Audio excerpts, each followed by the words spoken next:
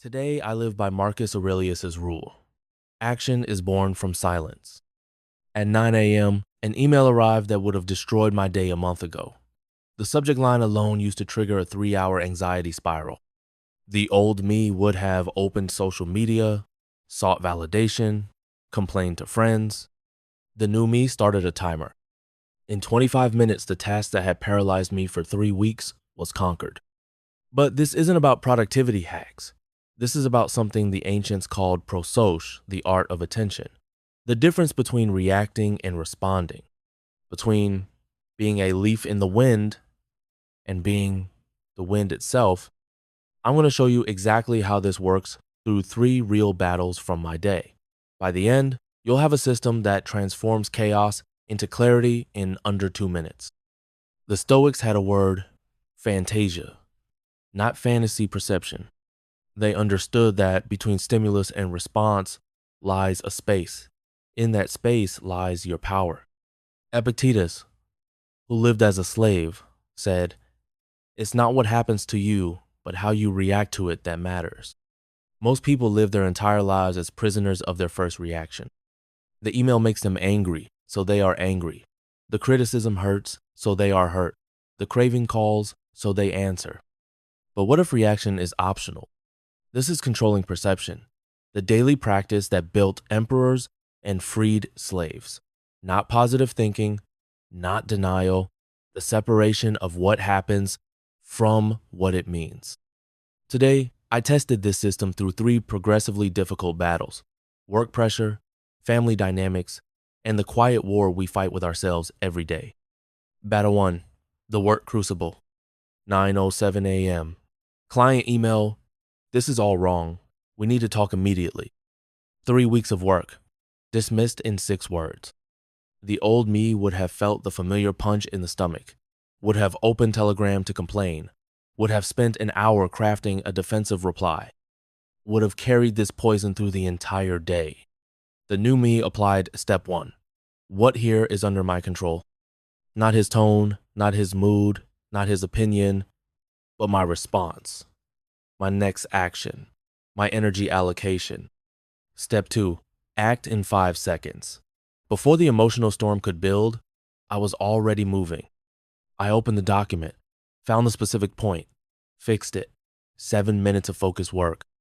Step 3, I logged the victory. 1 line in my journal, "The enemy has retreated." But this isn't about the client. It's about the 73 other times that day when small irritations tried to hijack my attention. The coffee that took too long, the traffic light that caught me, the colleague who interrupted my flow. Each time, the same algorithm. Control, act, log. By noon, I had reclaimed 2 hours of mental energy that usually leaked away through micro reactions. The ancients called this ataraxia, unshakable calm. Your mind is not your enemy, but it is not your friend either. It is a tool, and it must be trained. Battle 2, the family labyrinth. 3:30 p.m. My mother calls. "When are you getting married? Your cousin just got engaged. You're not getting any younger." This conversation has derailed my afternoon 47 times this year. The old me would have felt the surge of anger mixed with guilt, given a frustrated explanation, promised to talk later, then spent the evening poisoned by the mood. The new me applied the system. Step 1, what's under my control? Not her concerns, not her timeline, not her comparison, but my response to her love, expressed through worry. Step 2, I said, "Mom, that's not your battle to fight. I'm fighting on other fronts right now, and I need my general to trust me." She laughed. Step 3, journal entry. Turned conflict into connection. Here's the deeper lesson. Every family has recurring storms. Same arguments, same triggers, same dance. But what if you stop dancing? The Stoics said we suffer more in imagination than reality.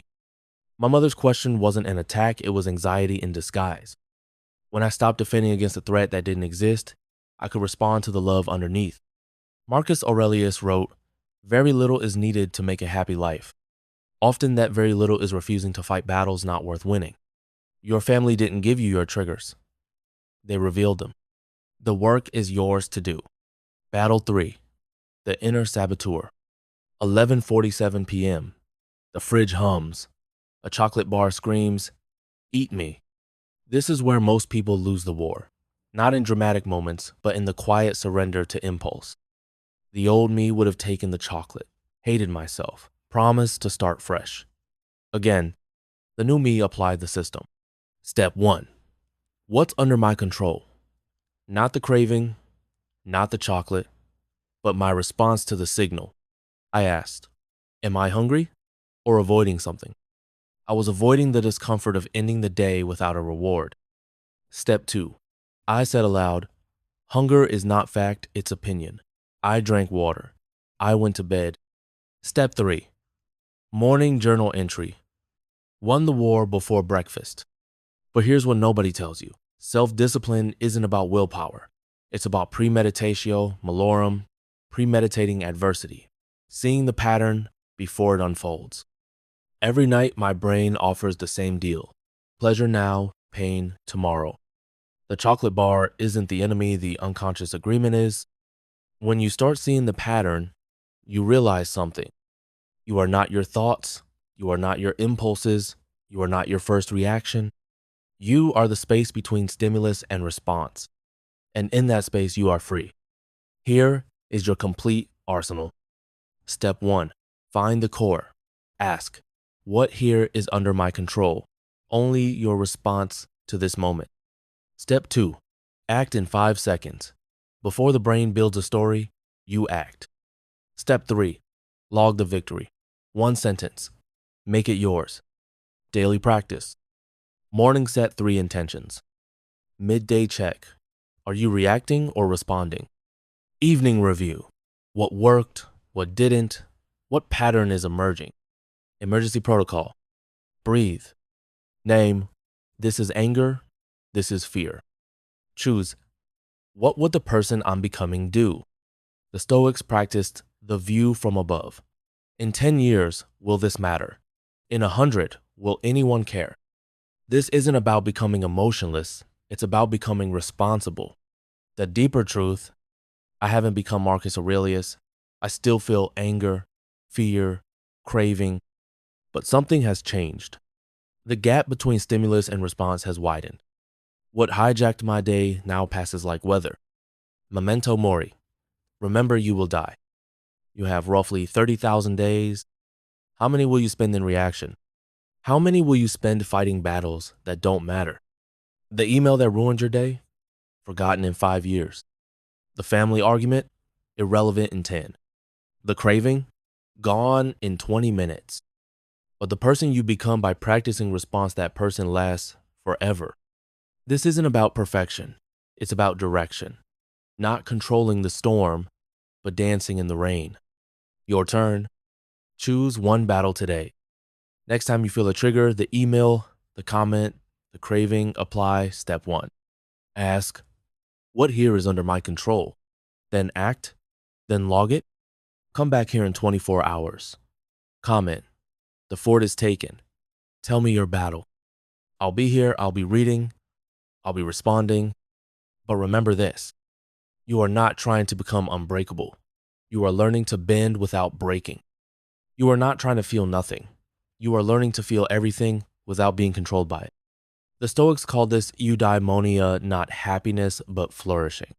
Marcus Aurelius wrote, very little is needed to make a happy life.